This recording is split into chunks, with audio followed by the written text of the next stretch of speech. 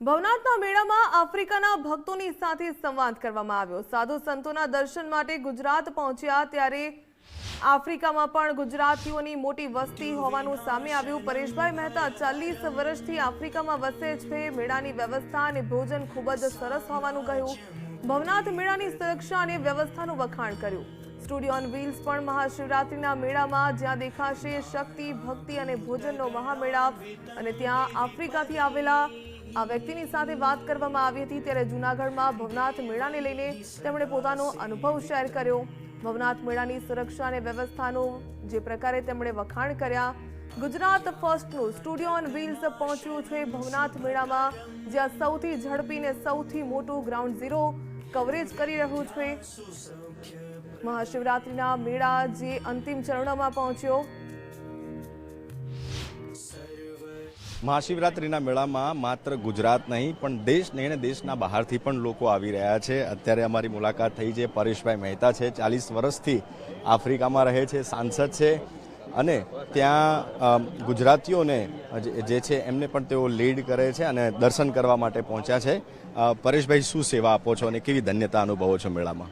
Thank you જયેશભાઈ। ગુજરાત ફર્સ્ટની ટીમને ખૂબ ખૂબ ધન્યવાદ, કારણ કે તમારા માધ્યમથી આ મેળો એ ગુજરાત કે ભારત પૂરતો મર્યાદિત નથી રહ્યો, પણ સમગ્ર વિશ્વના ખૂણે ખૂણે જ્યાં જ્યાં ભારતીયો વસે છે ત્યાં ત્યાં તમે મેળો પહોંચાડ્યો છે, તો ગુજરાત ફર્સ્ટને પણ ખૂબ ખૂબ ધન્યવાદ।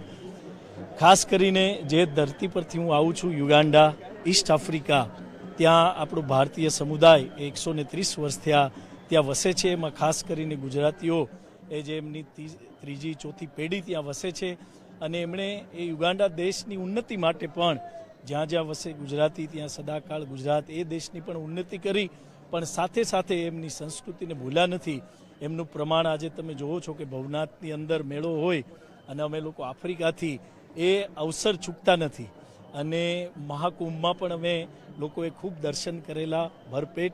અને આજે અહીંયા અમે સવારે મહાશિવરાત્રિના દિવસે ભવનાથની અંદર આ તળેટીની અંદર રવેડી અને સાધુ સંતોના દર્શન કરવા માટે ખાસ આવ્યા છીએ। ત્યારે આપણા પ્રશાસન ભૂપેન્દ્રભાઈ પટેલ, મુખ્યમંત્રી શ્રી હર્ષભાઈ સંઘવી, આપણા ઉપમુખ્યમંત્રી શ્રી, કારણ કે અમે બેઠા બેઠા આપણા જે ગુડ ગવર્નન્સ અહીંની બધી વ્યવસ્થા, આટલા બધા લાખો શ્રદ્ધાળુઓ પણ એમની એક એક સુંદર વ્યવસ્થા, એમના ભોજનની, એમના ઉતારાની, એમની સેફટી સિક્યુરિટીની એ જોઈ અને ખરેખર લાગે છે કે આપણું જે વિશ્વગુરુ બનવાનું જે સ્વપ્ન છે આપણા યશસ્વી વડાપ્રધાન નરેન્દ્રભાઈનું, એ સફળ થવા જઈ રહ્યું છે। અને વિશ્વગુરુ બનવામાં સમગ્ર વિશ્વમાં એ 30 થી 35 મિલિયન એ ડાયસ્પોરા, ઇન્ડિયન ડાયસ્પોરા છે જે ભારતની બહાર રહે છે।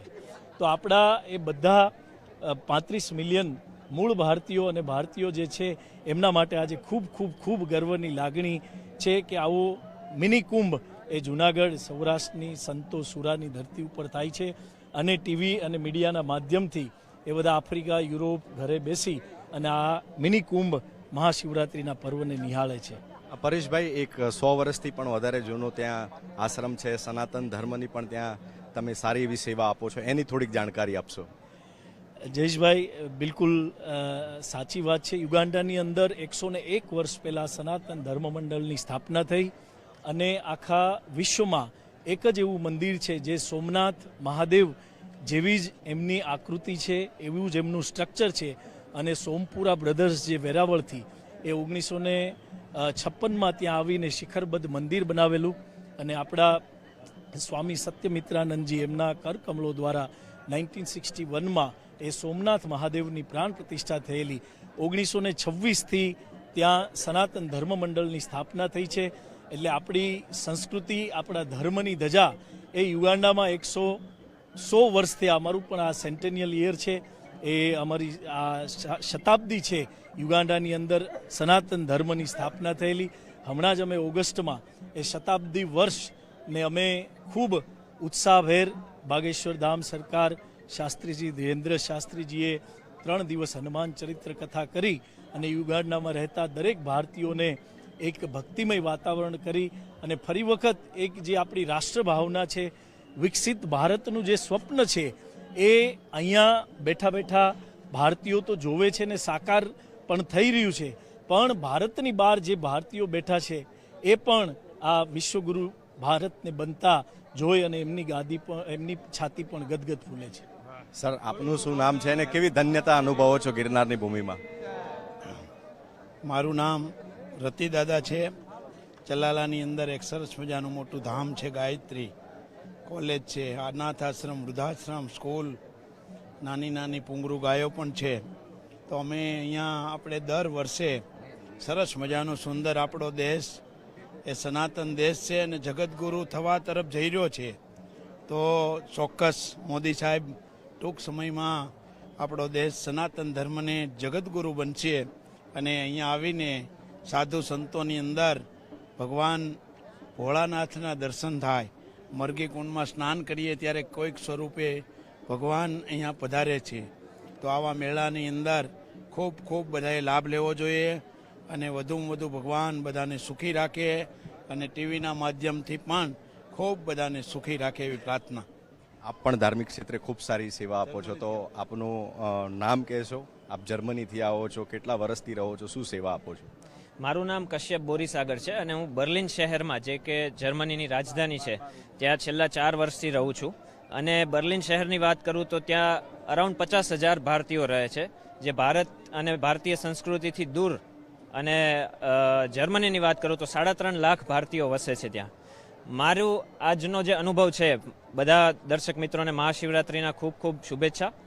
હું પહેલીવાર મારા જીવનમાં આટલો સરસ આ સનાતન ધર્મનો જે અમિગમ ધારા વહે છે અહીંયા, અને જુનાગઢ ગઢ ગિરનારના છાયા હેઠળ અને સાધુ સંતોની વચ્ચે મારો આ પહેલો અનુભવ હતો.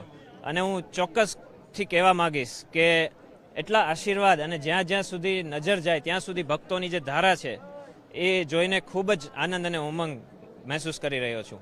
ખૂબ ખૂબ આભાર પરેશભાઈ અને આપ બધા મિત્રો અમારી સાથે વાતચીત કરવા માટે. તો સૌ કોઈ જય જયકાર કરી રહ્યું છે. જય ગિરનાર, જય ભવનાથ મહાદેવના નાદ સાથે દેશ નહીં પણ વિદેશમાંથી પણ લોકો અહીંયા પધારી રહ્યા છે અને ભવનાથ મહાદેવના ચરણોમાં શીશ ઝુકાવી રહ્યા છે. કેમેરામેન મનીષની સાથે જેડી ગુજરાતી, ગુજરાત ફર્સ્ટ, ભવનાથ, જુનાગઢ.